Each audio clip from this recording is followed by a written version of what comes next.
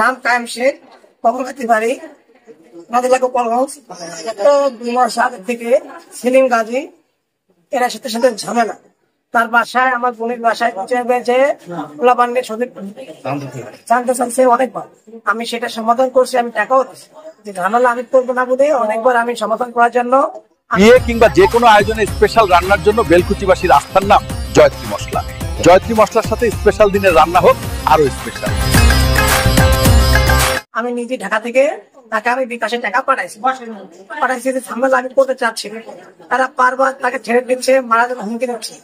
গতকালকে থানায় আমি রাত 3টে বাজে আমার যে কোনো কাজে একটা ব্যক্তিগত কাজে গেছে ওর সাহেবের কাছে, সেখানে আমাকে সেলিম গাজী হয়রানি করছে। আমার মারার জন্য পোলাপান, তারা হয়রানি করার জন্য 20-25 জন পোলাপান থানার সামনে করছে। তখন আমার সাহেব আমাকে নিজে চেক করে দিয়ে সরা দিচ্ছে। দ্বিতীয়ত আজকে সকালে জেলখানার গেটের সামনে আমার ছোট বোন আর তার মেয়েকে জামা কাপড় দিতে গেছে। তাদের 4-5 জন মেয়ে সেলিম গাজী ছিল, আর 10-12 জন সাথে থেকে তাকে হয়রানি করে রিক্সা থেকে তারপরে মানিকদের নিয়ে গেছে। মানিকদের পরে আমাকে ফোন দিয়েছে। ফোন দেওয়ার পরে আমি বলছি ঠিক আছে, তুই জেলখানার গেটটা মসজিদ আয়, আমি আসতেছি। আমি জেলখানার গেটটা মসজিদ চাইতে পারি নাই।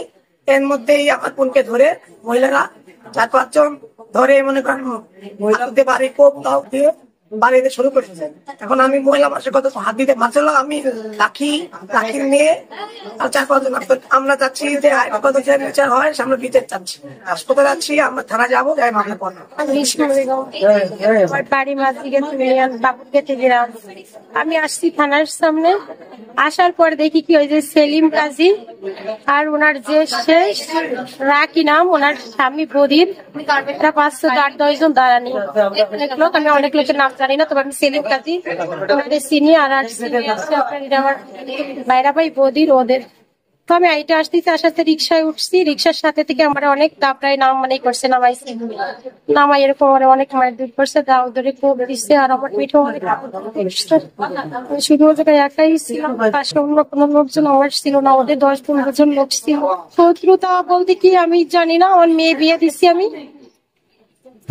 সেজন্য আমার সাথে এগুলো করে চিনি সেলিম গাজীরই আর বদিরই চিনি রাকির মেয়ে, এদেরকে এই চিনি। আর অনেক লোকজন ছিল, আমি হয়তো তার আবার আখি নামে একটা মহিলা ছিল। আমি আমার এই বিচার চাই, আমার বিনা করা দিয়ে কেন এভাবে আমার আগে অনেক হয়রানি করছে, আমি কখনো কোনো প্রতিবাদ করি নেই। সে আমার বাসায় মস্তান পাঠায় অনেক অত্যাচার আমাকে করতেছে। গোপালগঞ্জে যে সজীব মস্তান আছে আর শাওন নাম আছে, অনেক ছেলেরা আছে, এই সমস্ত লোক আমার বাসায় অনেকবার পাঠাইছে, কিন্তু আমি তাদের সাথে কোনো প্রতিবাদ করি না। সেলিম গাজী আমার থেকে চাঁদা নিচ্ছে অনেকবার, অনেক কিছু করছে, কিন্তু আমি কোনো প্রতিবাদ করি না। আসলে আমার কখনো একটা ছেলে নাই, কোনো কিছু নেই বলে আমি এর কোনো প্রতিবাদ। আলামিন ট্রাভেলস এন্ড ট্যুরস নিয়ে এলো আরামদায়ক ভ্রমণ।